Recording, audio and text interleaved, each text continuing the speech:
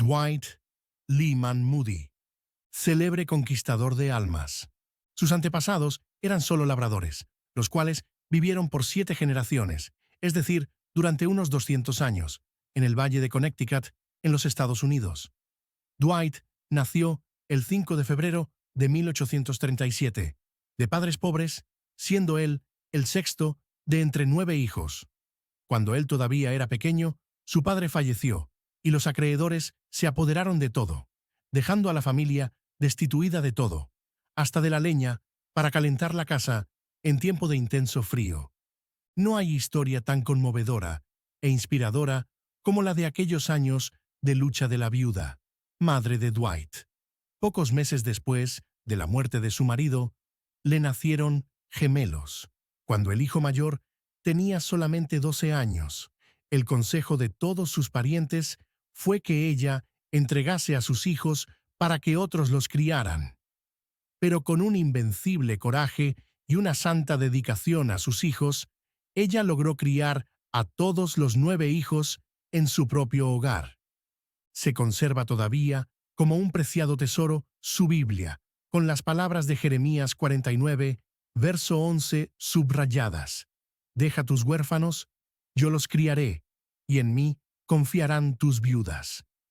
¿Qué otra cosa se puede esperar de los hijos que se han criado junto a su madre, sino que se conviertan en hombres y mujeres que conozcan al mismo Dios que ella conoció?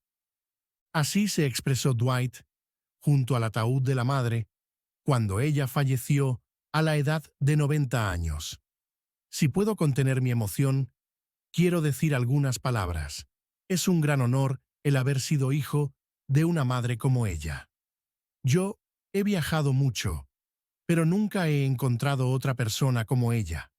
Ella estaba siempre tan unida a sus hijos, que representaba para cualquiera de nosotros un gran sacrificio alejarnos del hogar.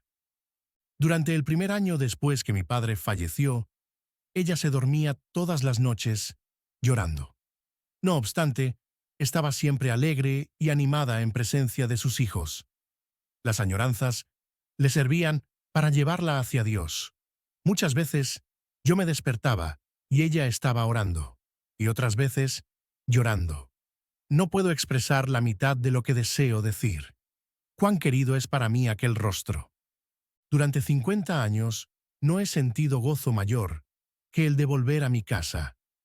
Cuando yo venía de regreso y estaba todavía a 75 kilómetros de distancia, ya me sentía tan inquieto y deseoso de llegar que me levantaba del asiento para pasear por el vagón hasta que el tren llegaba a la estación. Si llegaba después del anochecer, siempre miraba para ver la luz de la ventana de mi madre. Me sentí tan feliz esta vez por haber llegado a tiempo, de que ella todavía pudiese reconocerme. Le pregunté, «Madre, ¿me reconoces?» Y ella respondió, «Vamos, ¿cómo no te voy a reconocer? Aquí está su Biblia, tan gastada, porque es la Biblia del hogar. Todo lo que ella tenía de bueno vino de este libro y fue de él que nos enseñó. Si mi madre era una bendición para el mundo, fue porque ella bebía de esta fuente. La luz de la viuda de Moody brilló desde su casa en la colina durante 50 años. Que Dios te bendiga, madre. Aún te amamos. Adiós, tan solo por un poco de tiempo, madre». Al considerar el éxito de Dwight L. Moody, nos vemos obligados a añadir: ¿quién puede calcular las posibilidades de un hijo criado en un hogar en que los padres aman sinceramente al Padre Celestial, al punto de llamar diariamente a todos sus hijos para que escuchen la voz de Dios en la lectura de la Biblia y clamen reverentemente a Él en oración? Todos los hijos de la viuda de Moody asistían a los cultos los domingos. Llevaban la merienda para pasar el día entero en la iglesia. Tenían que oír 2 prolongados sermones, y entre esos, asistir a la escuela dominical. Dwight, después de trabajar toda la semana, creía que su madre le exigía demasiado, obligándolo a asistir a los sermones. los cuales él no comprendía. Pero finalmente llegó a agradecer a esa buena madre su dedicación en ese sentido. A la edad de 17 años, Moody salió de su casa para ir a trabajar a la ciudad de Boston, donde encontró empleo en la zapatería de un tío suyo.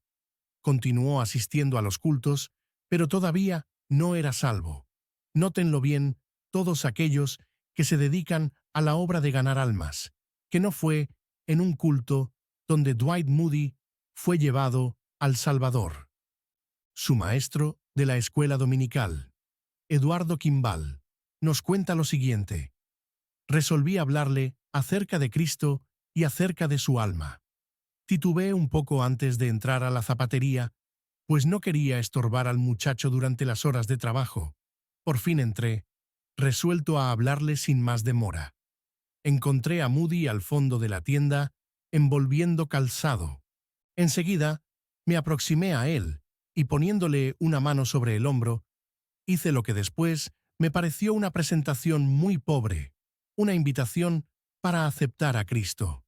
No me acuerdo de lo que le dije entonces, ni el mismo Moody podía recordarlo algunos años después.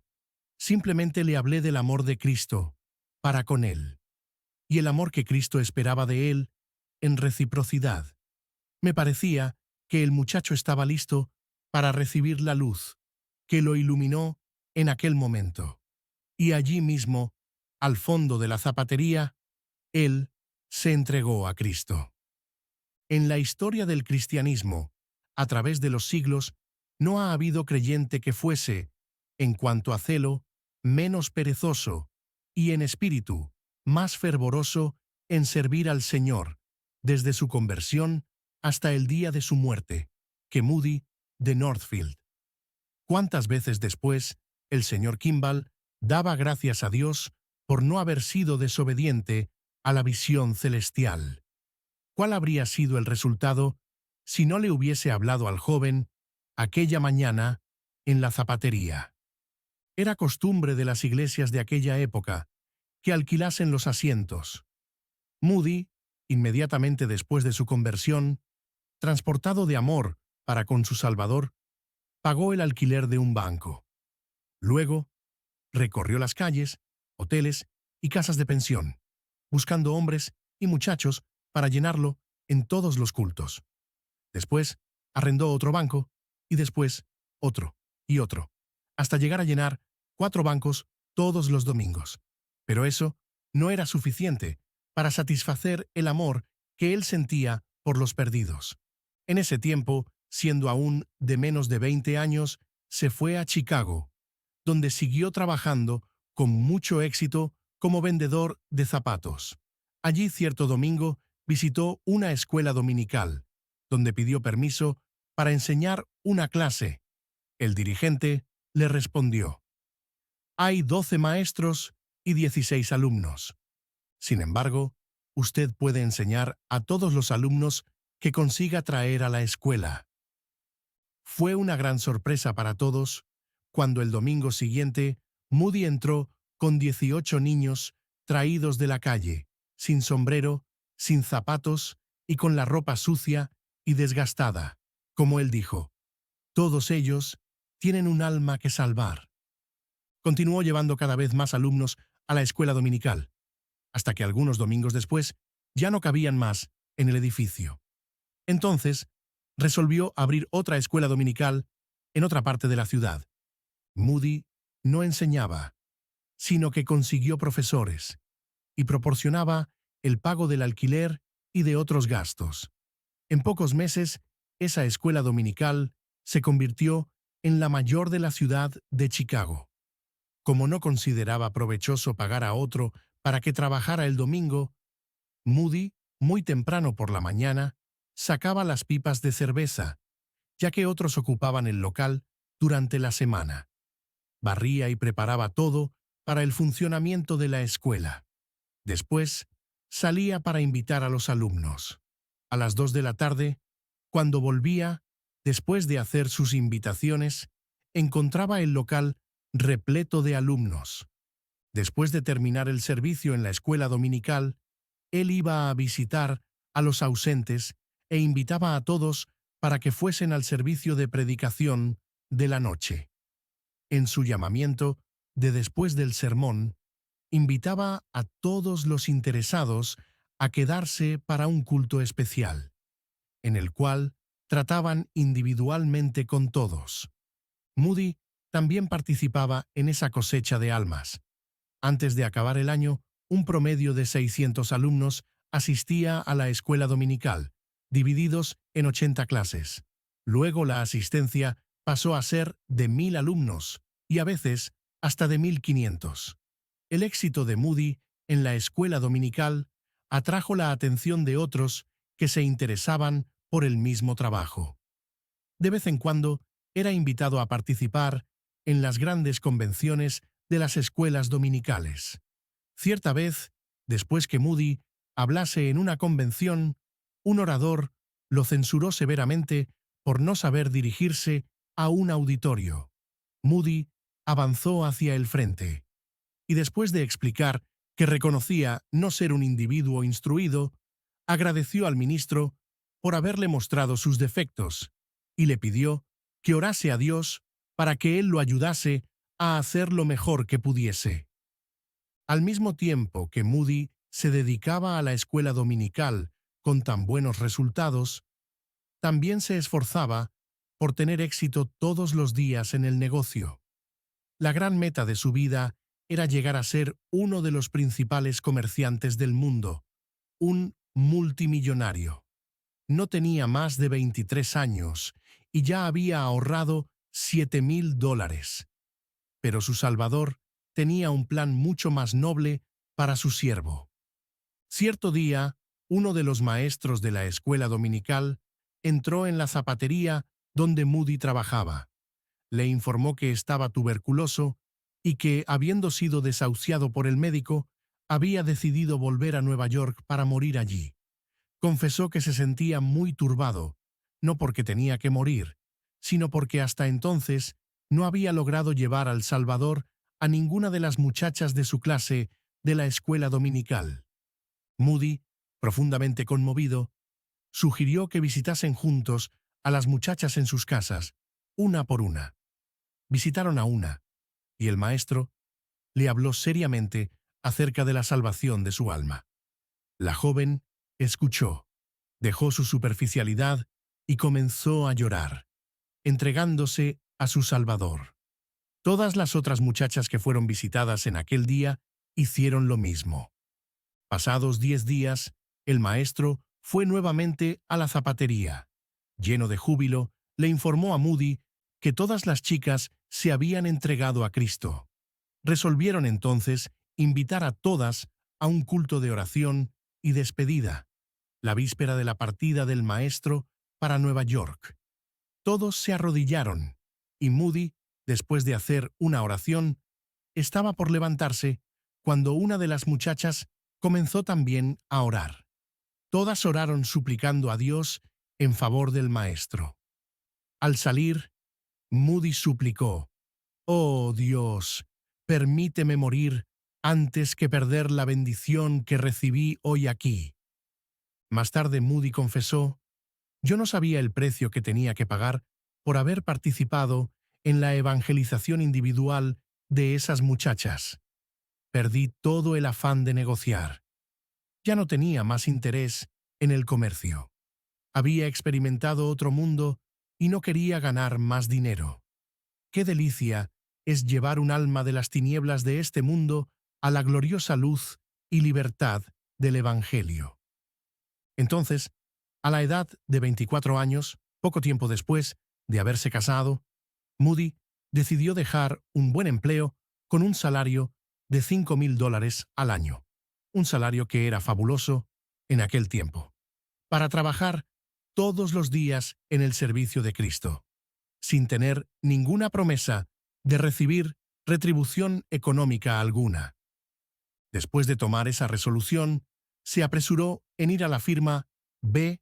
F. Jacobs y compañía, donde muy conmovido anunció: «Ya he decidido emplear todo mi tiempo al servicio de Dios». «¿Y cómo va a mantenerse?», le preguntaron. Bueno, Dios me suplirá todo, contestó, si Él quiere que yo continúe, y continuaré hasta que me vea obligado a desistir.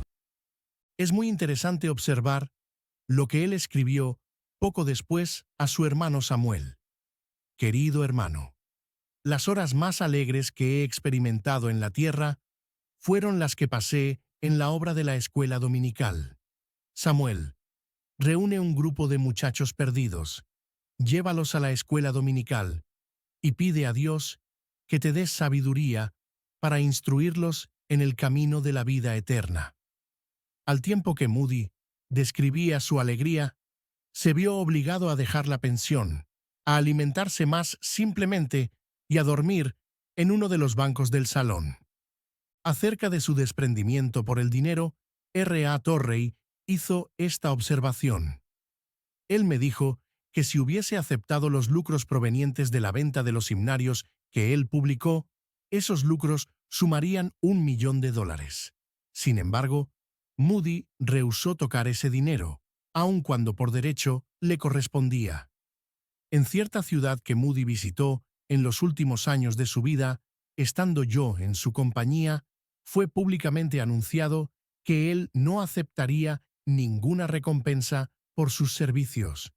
Pero el hecho era que él casi no tenía otros medios de sustento, sino aquello que recibía en sus conferencias. Sin embargo, él no hizo ningún comentario sobre aquel anuncio y salió de aquella ciudad sin recibir un centavo siquiera por su arduo trabajo. Y me parece que fue él mismo quien pagó su cuenta en el hotel donde se había hospedado. La parte de la biografía de D. L. Moody que se refiere a los primeros años de su ministerio está repleta de proezas hechas en la carne. Mencionamos aquí solo una. Esto es, el hecho de que Moody hizo un increíble número de visitas en un solo día.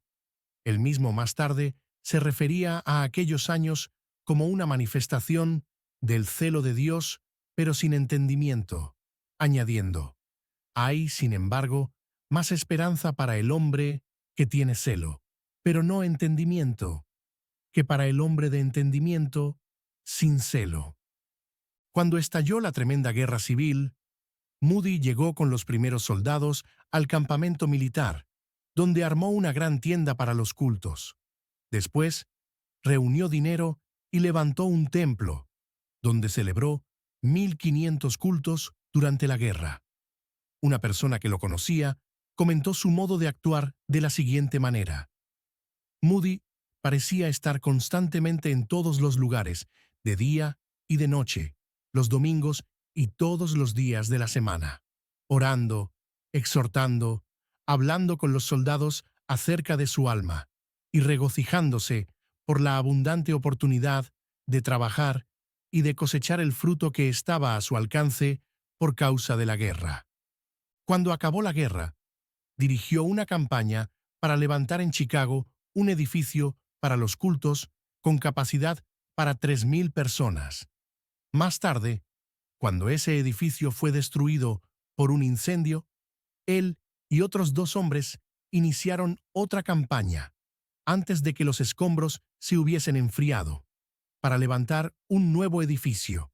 Ese edificio fue el Farwell Hall II, que se convirtió en un gran centro religioso de Chicago.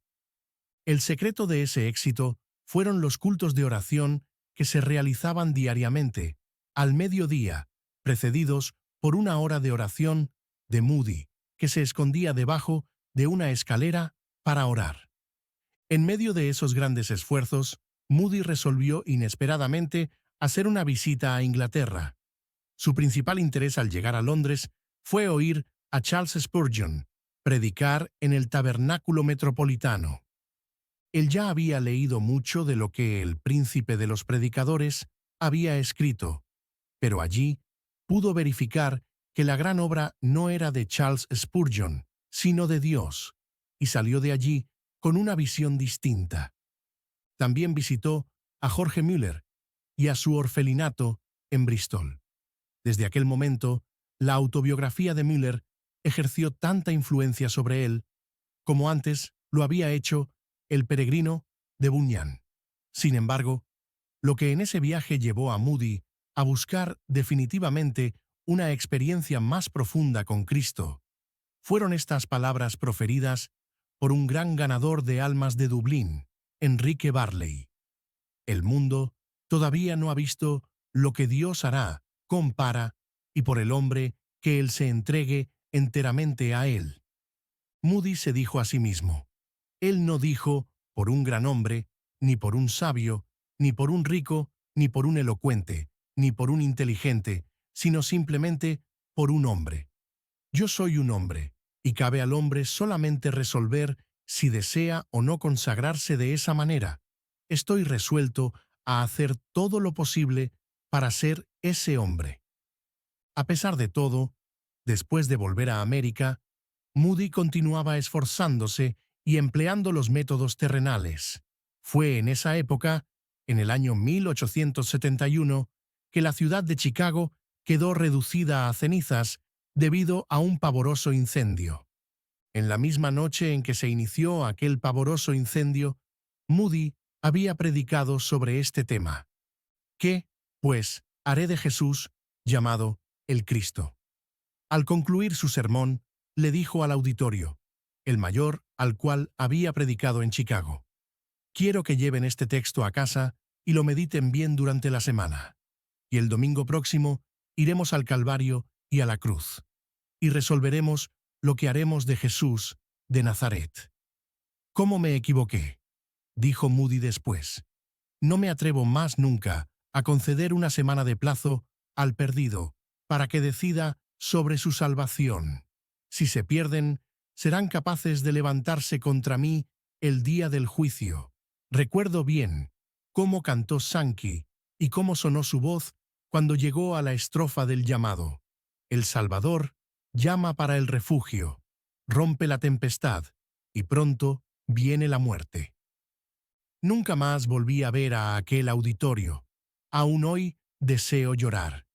Prefiero tener mi mano derecha amputada antes que conceder al auditorio una semana para decidir qué hará de Jesús.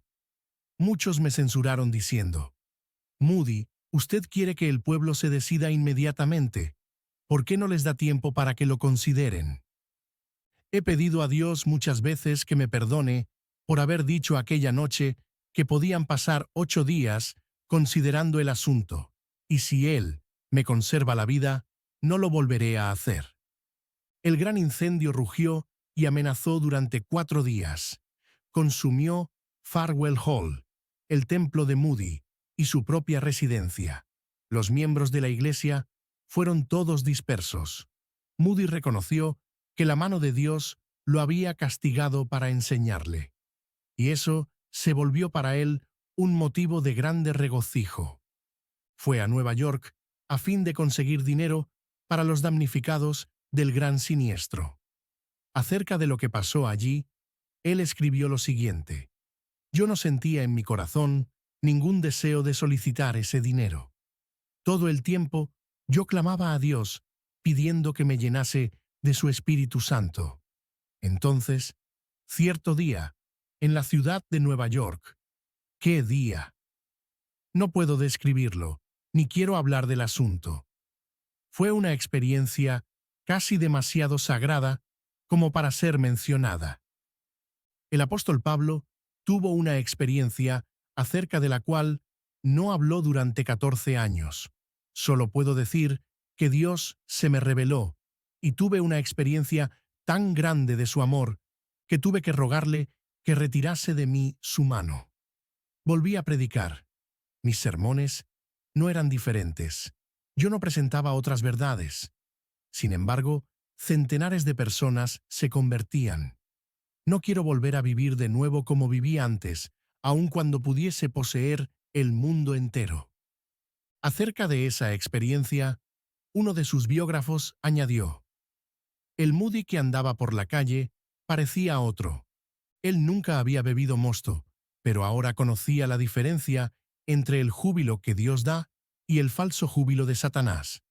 Cuando caminaba, le parecía que un pie le decía al otro: «Gloria», y el otro respondía: «Aleluya». El predicador rompió en sollozos, balbuceando: «Oh Dios, constríñeme a andar cerca de ti hoy y siempre».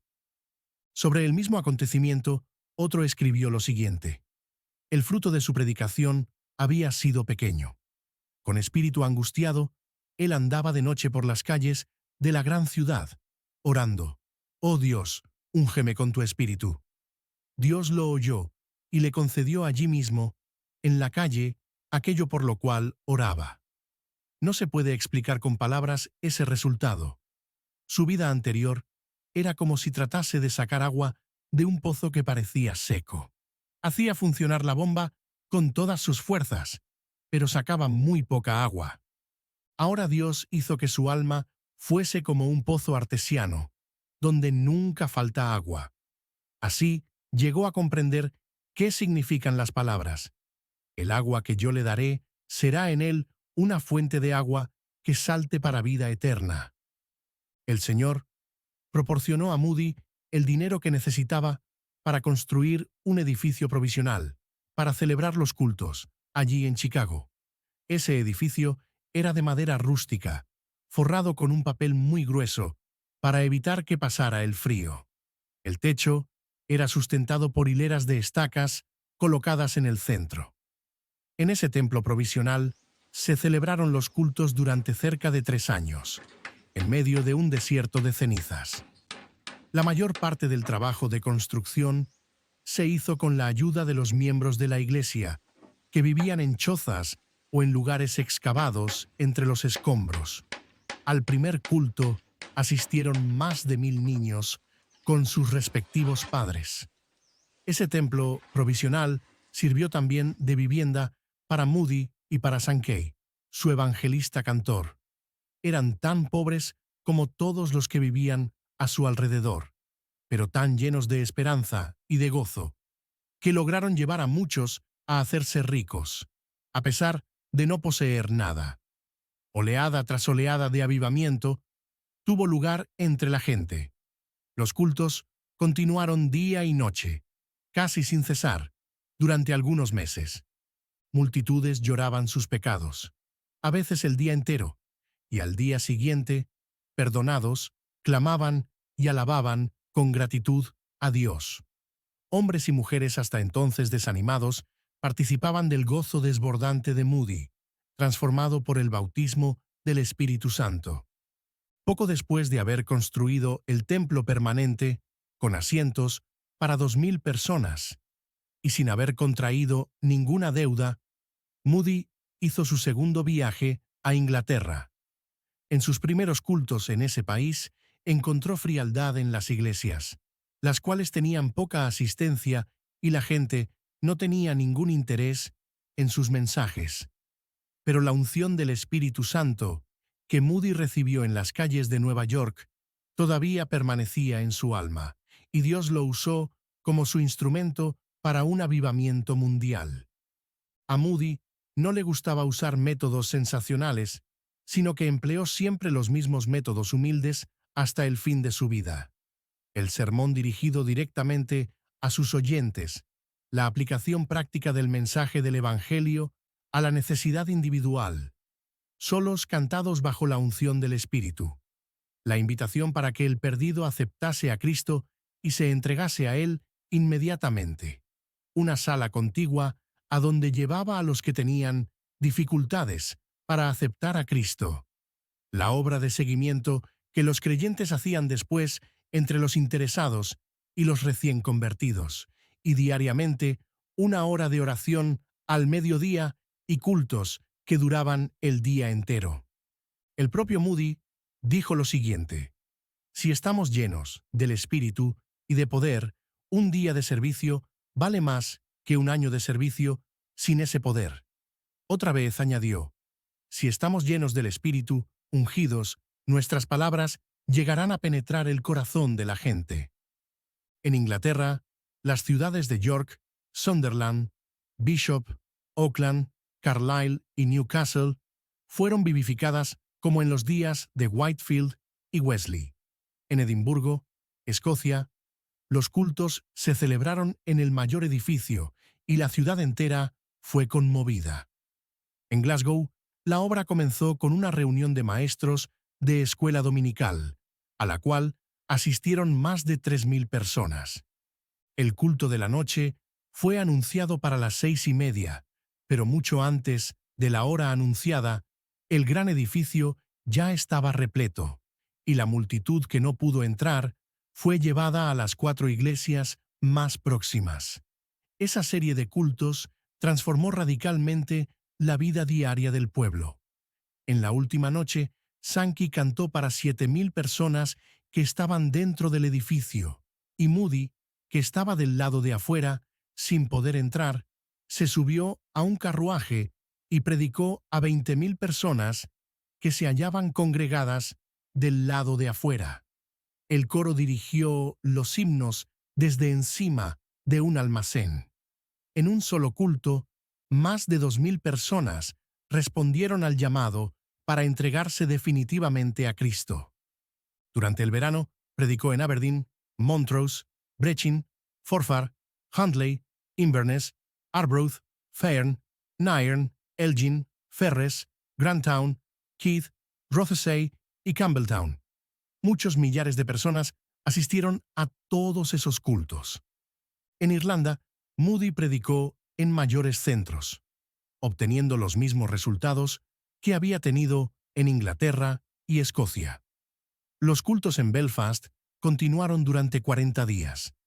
El último culto fue reservado para los recién convertidos, que solo podían tener ingreso mediante un pase concedido gratuitamente. Asistieron 2.300 personas. Belfast había sido el centro de varios avivamientos, pero todos están de acuerdo en que nunca había habido un avivamiento antes que ese, de resultados tan permanentes.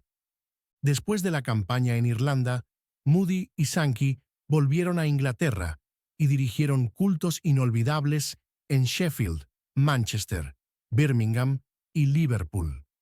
Durante muchos meses, los mayores edificios de esas ciudades quedaban repletos de multitudes deseosas de oír la presentación clara y osada del Evangelio, hecha por un hombre libre de todo interés y ostentación. El poder del Espíritu se manifestó en todos los cultos, produciendo resultados que permanecen hasta hoy. El itinerario, seguido por Moody y Sankey en Europa, acabó después de 4 meses de cultos en Londres. Moody predicaba alternativamente en 4 centros. Las siguientes cifras nos sirven para comprender algo de la grandeza de esa obra realizada durante los 4 meses. Se celebraron 60 cultos en el Agricultural Hall, a los cuales asistió un total de 720.000 personas. En Bow Road Hall, 60 cultos, a los cuales asistieron 600.000 personas. En Camberwell Hall, 60 cultos, con una asistencia de 480.000 personas. Haymarket Opera House, 60 cultos, con una asistencia de 330.000 personas. Victoria Hall, 45 cultos, con una asistencia de 400.000 personas. Qué glorioso es poder añadir aquí lo siguiente. Las diferencias que existen entre las denominaciones casi desaparecieron. Predicadores de todas las iglesias cooperaban en una plataforma común: la salvación de los perdidos. Se abrieron de nuevo las Biblias y hubo un gran interés en el estudio de la palabra de Dios. Cuando Moody salió de los Estados Unidos en 1873, se le conocía solo en algunos estados de la Unión, y era conocido solamente como obrero de la escuela dominical y de la Asociación Cristiana de Jóvenes. Pero cuando regresó de la campaña efectuada en Inglaterra en 1875, era conocido como el más famoso predicador del mundo. No obstante, él continuó siendo el mismo humilde siervo de Dios. Fue así como una persona que lo conocía íntimamente describió su personalidad. Creo que él era la persona más humilde que yo haya conocido jamás.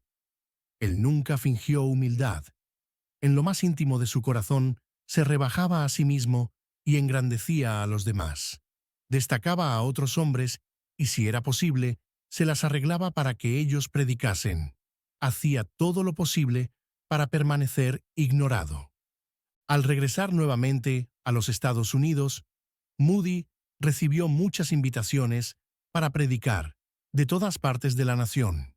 Su primera campaña, efectuada en Brooklyn, fue un modelo para todas las demás. Las denominaciones cooperaron.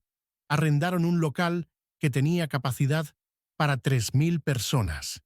El resultado fue una grande y permanente obra. Durante un periodo de 20 años, dirigió campañas con grandes resultados en las mayores ciudades de los Estados Unidos, el Canadá y México. En diversos lugares, las campañas duraron 6 meses. En todos los lugares, Moody proclamaba clara y prácticamente el mensaje del Evangelio. Durante sus campañas, hubo ocasiones que fueron realmente dramáticas. En Chicago, por ejemplo, el Circo Forepaugh, que tenía una tienda de lona con asientos para 10,000 personas y espacio para otras 10,000 en pie, anunció representaciones para 2 domingos. Moody arrendó la tienda para los cultos de la mañana, lo que les causó gracia a los dueños de la tienda. Pero en el primer culto, la tienda quedó completamente llena. Luego, por la tarde, fueron tan pocos los que asistieron a las representaciones del circo que los dueños resolvieron no efectuar las representaciones el segundo domingo. Sin embargo, el culto se celebró el segundo domingo bajo la lona, con un calor tan grande que daba la impresión de que iban a morir todos los asistentes. No obstante, 18,000 personas quedaron de pie, bañadas en sudor y sin hacer caso del calor. En el silencio que reinaba, mientras Moody predicaba, el poder descendió y centenares de personas fueron salvas. Acerca de uno de esos cultos, cierto asistente dijo: «Jamás olvidaré cierto sermón que Moody predicó. Fue en el Circo Forepaugh durante la Exposición Mundial. Se encontraban presentes en el recinto 17,000 personas, pertenecientes a todas las clases sociales. El texto del sermón fue: porque el Hijo del Hombre vino a buscar y a salvar lo que se había perdido». Grandiosa era la unción del predicador. Parecía que estaba en íntimo contacto con todos los corazones de aquella masa de gente. Moody dijo repetidamente: porque el Hijo del Hombre vino hoy al Circo Forepaugh a buscar y a salvar lo que se había perdido. Escrito e impreso, esto parece un sermón común, pero sus palabras, por la santa unción que le sobrevino, se convirtieron en palabras de espíritu y de vida. Durante la Exposición Mundial, el día designado en honor de la ciudad de Chicago, todos los teatros de la ciudad cerró porque se esperaba que todo el mundo fuese a la exposición, que quedaba a 6 kilómetros de distancia.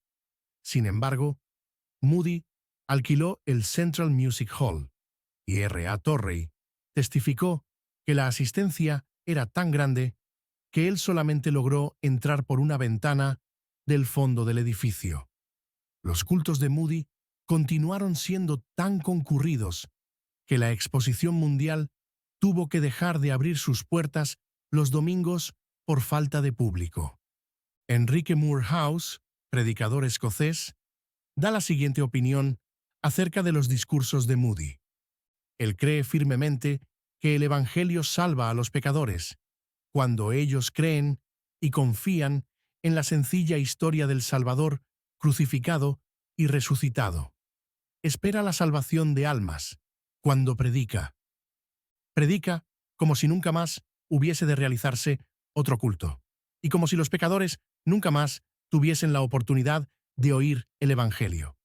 Sus llamados a tomar una decisión ahora mismo son conmovedores. Consigue llevar a los creyentes a trabajar con los interesados después del sermón. Insiste en que pregunten a los que están sentados al lado si son salvos o no. Todo en su obra es muy sencillo. Y aconsejo a los obreros de la cosecha del Señor que aprendan de nuestro amado hermano algunas de las lecciones preciosas sobre la obra de ganar almas. El Dr. Dale dijo: Acerca del poder de Moody, creo que es muy difícil hablar. Es tan real y al mismo tiempo tan diferente del poder de los demás predicadores que no sé cómo describirlo. Su realidad es innegable. Un hombre que puede cautivar el interés de un auditorio de 3 a 6 mil personas durante media hora en la mañana, durante 40 minutos, de nuevo, al mediodía, y que puede captar el interés de un tercer auditorio de 13 a 15 mil personas durante 40 minutos por la noche, debe tener, por cierto, un poder extraordinario. Acerca de ese poder maravilloso, Torrey afirmó: varias veces he oído decir a diversas personas lo siguiente: viajamos grandes distancias para ver y oír a D.L. Moody, quien, en efecto, era un predicador maravilloso. Sí, él era, en verdad, un maravilloso predicador. Considerándolo todo, el más maravilloso que yo haya oído jamás. Era un gran privilegio oírlo predicar, como solo él sabía hacerlo. Con todo, habiéndolo conocido íntimamente, quiero testificar que Moody era más grande como intercesor que como predicador. Al enfrentar obstáculos aparentemente invencibles, él sabía vencer todas las dificultades. Sabía y creía desde lo más profundo de su alma que no había nada demasiadamente difícil que Dios no pudiese hacer, y que la oración podía conseguir todo lo que Dios pudiese realizar. Cierto día, durante su gran campaña efectuada en Londres, Moody estaba predicando en un teatro repleto de personas pertenecientes a la alta sociedad, y entre ellas había un miembro de la familia real. Moody se levantó y leyó Lucas 4, verso 27. Y muchos leprosos había en Israel en tiempo del profeta Eliseo. Al encontrar la palabra Eliseo, no la podía pronunciar bien, y comenzó a gaguear y a balbucear. Comenzó a leer de nuevo el versículo, pero al llegar a la palabra Eliseo no podía seguir adelante. Probó por tercera vez y faló por la tercera vez. Entonces cerró el libro y muy conmovido miró para arriba, diciendo: «Oh Dios, usa esta lengua de gago para proclamar a Cristo crucificado a esta gente». Descendió sobre él el poder de Dios, y entonces su alma se derramó en un torrente tal de palabras que el auditorio entero quedó como derretido por el fuego divino. Fue durante esa segunda visita a las Islas Británicas que realizó su obra entre los hombres de las dos célebres universidades, Oxford y Cambridge. Es una historia muchas veces repetida de cómo él, un individuo sin instrucción, pero con diplomacia y sentido común, venció la censura e hizo entre los intelectuales lo que algunos consideran la mayor obra de su vida. A pesar de que Moody no tuvo una instrucción académica, reconocía el gran valor de la educación y siempre aconsejaba a los jóvenes que se preparasen para manejar bien la palabra de Dios. Reconocía la gran ventaja de la instrucción para aquellos que también predican en el poder del Espíritu Santo. Todavía existen 3 grandes monumentos referentes a sus convicciones en ese punto. Las 3 escuelas que él fundó. El Instituto Bíblico de Chicago, con 38 edificios y 16,000 alumnos matriculados en las aulas diurnas, nocturnas y en los cursos por correspondencia. El Seminario Northfield, con 490 alumnos. La Escuela de Monte Hermón, con 500 alumnos. Sin embargo, no nos engañemos como se engañaron algunos de esos alumnos y algunos de nosotros mismos, pensando que el gran poder de Moody era más intelectual que espiritual. Sobre este punto, él mismo hablaba con énfasis. Para mayor claridad de lo antes expuesto, citamos lo siguiente, tomado de sus breves charlas. No conozco nada más importante que precise América, que hombres y mujeres inflamados con el fuego del cielo. Nunca he encontrado a un hombre o a una mujer inflamados con el Espíritu de Dios que fracasasen. Creo que, realmente, eso es imposible. Tales personas nunca se sienten desanimadas. Avanzan más y se animan más y más. Amados míos, si no habéis obtenido esa iluminación, tratad de adquirirla orando. Oh Dios, ilumíname con tu Espíritu Santo. En lo que R. A. Torrey escribió, queda aparente el espíritu de esas escuelas que Moody fundó. Moody acostumbraba a escribirme antes de iniciar una nueva campaña, diciendo: pretendo iniciar el trabajo en tal lugar y en tal día. Le pido que convoque a los estudiantes para un día de ayuno y oración. Yo leía esas cartas a los estudiantes y les decía: Moody desea que tengamos un día de ayuno y oración para pedir, primeramente, las bendiciones divinas sobre nuestras propias almas y sobre nuestro trabajo, y después sobre él y su trabajo. Muchas veces nos quedábamos allí en la sala de clases hasta altas horas de la noche, o aún hasta la madrugada, clamando a Dios, porque Moody nos exhortaba que orásemos hasta que recibiésemos la bendición. ¿Cuántos hombres y mujeres he conocido que experimentaron una verdadera transformación en su vida y en su carácter por aquellas noches de oración? ¿Y cuántos han conseguido grandes cosas en muchas partes como resultado de aquellas horas empleadas en las súplicas a Dios? Hasta el día de mi muerte, no podré olvidarme del 8 de julio de 1894. Era el último día de la Asamblea de los Estudiantes de Northfield. A las 3 de la tarde, nos reunimos frente a la casa de la progenitora de Moody. Había 456 personas en nuestra compañía. Después de andar durante algunos minutos, Moody opinó que podíamos parar. Nos sentamos en los troncos de árboles caídos, en las rocas o en el suelo. Moody entonces nos permitió hablar, a fin de que cualquier estudiante pudiese expresarse. Unos 75 de ellos, uno después de otro, se levantaron diciendo: yo no pude esperar hasta las 3 de la tarde, sino que he estado solo con Dios desde el culto de la mañana, y creo que puedo decir que he recibido el bautismo del Espíritu Santo. Al oír el testimonio de esos jóvenes, Moody sugirió lo siguiente: muchachos, ¿por qué no nos arrodillamos, ahora, aquí mismo, y pedimos que Dios manifieste en nosotros el poder de su Espíritu de un modo especial, como lo hizo con los apóstoles el día de Pentecostés? Y allí, en la montaña, oramos.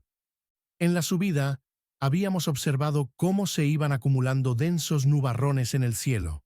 En el momento en que empezamos a orar, la lluvia comenzó a caer sobre los altos pinos y sobre nosotros. Pero había otra clase de nube que hacía 10 días que se estaba acumulando sobre la ciudad de Northfield, una nube llena de la misericordia, de la gracia y del poder divino.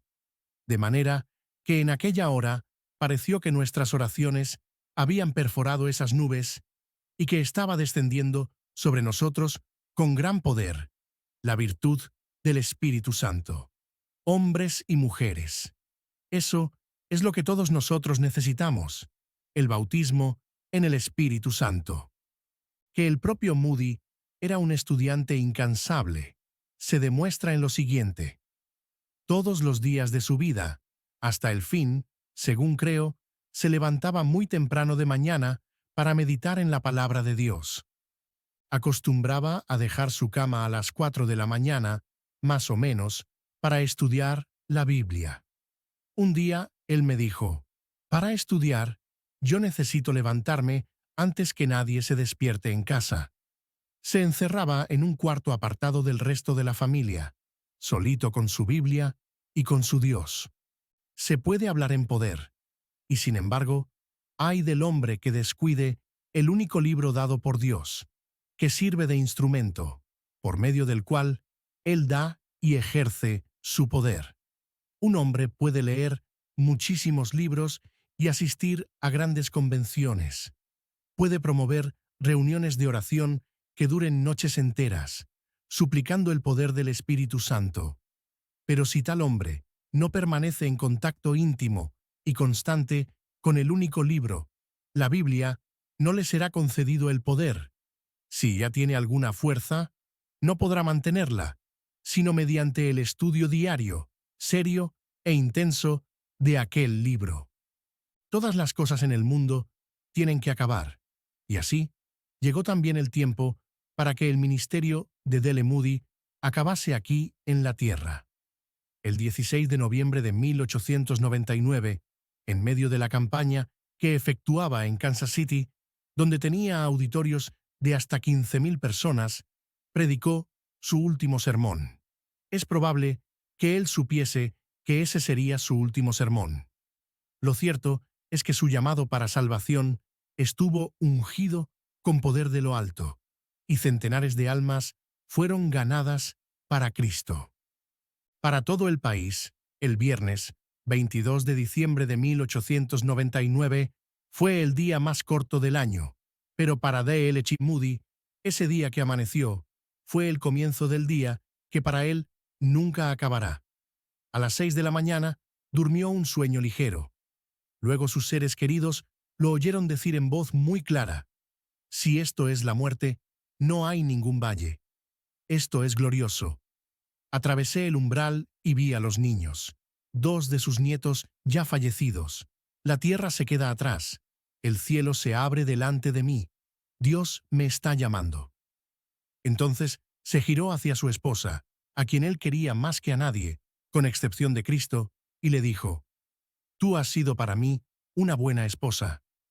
En el sencillo culto fúnebre, Torrey, Scofield, Sankey y otros hablaron a la gran multitud que asistió conmovida. Después, el ataúd fue llevado por los alumnos de la Escuela Bíblica de Monte Hermón hasta un lugar alto que quedaba próximo, llamado Round Top, y allí lo sepultaron. 3 años más tarde, la fiel sierva de Dios, Emma Moody, su esposa, también durmió en Cristo y fue enterrada a su lado, en el mismo lugar, hasta el glorioso día de la resurrección. Contemplemos de nuevo por un momento la vida extraordinaria de este gran conquistador de almas. Cuando el joven Moody lloraba, quebrantado bajo el poder de lo alto, en la predicación del joven Charles Spurgeon, fue inspirado a exclamar: «Si Dios puede usar a Spurgeon, Él puede usarme a mí también». La biografía de Moody es la historia de cómo él vivía completamente sometido a Dios para ese fin. R.A. Torrey dijo: «El primer factor por cuyo motivo Moody fue un instrumento tan útil en las manos de Dios es que era un hombre enteramente sometido a la voluntad divina.